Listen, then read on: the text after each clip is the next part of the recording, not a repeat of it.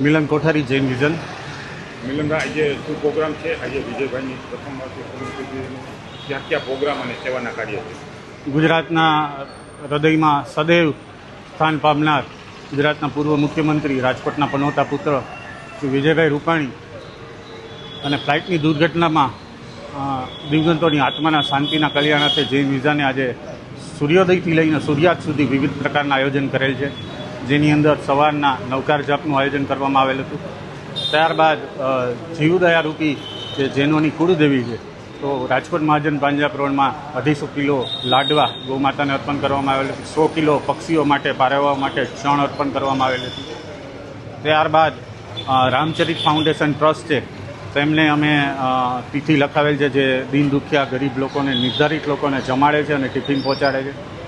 રાજકોટનું અગ્રણી સંસ્થા બોલબલા ચેરિટેબલ ટ્રસ્ટને પણ તેમના ભોજન રથને અમે તિથિ લખાવેલ છે.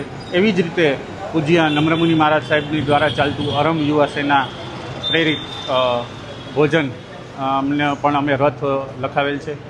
ત્યારબાદ વૈરાસમુનિ મહારાજ સાહેબનો ચાલતું જૈન ભોજનાલયની અંદર જે 10 રૂપિયાના ટોકન ચાર્જમાં જમાડે છે, ત્યાં પણ તિથિ લખાવેલ છે. અને 1 વાગે મુકબુદ્ધિર આશ્રમમાં ધીરજમુનિ મહારાજ સાહેબ પ્રેરિત મુકબુદ્ધિર આશ્રમમાં પણ અમે તિથિ લખાવેલ છે. અને 2:30 વાગે જીવદયા રક્ષા ફાઉન્ડેશન ટ્રસ્ટ સાથે અમે છાશ વિતરણનું આયોજન કરેલ છે.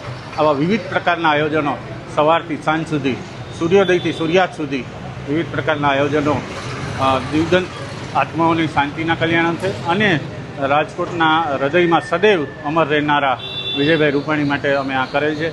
અને એમના માટે આ બધા કાર્યો કરી અને એમને સાચા રૂપમાં શ્રદ્ધાંજલિ અને પાઠવશું.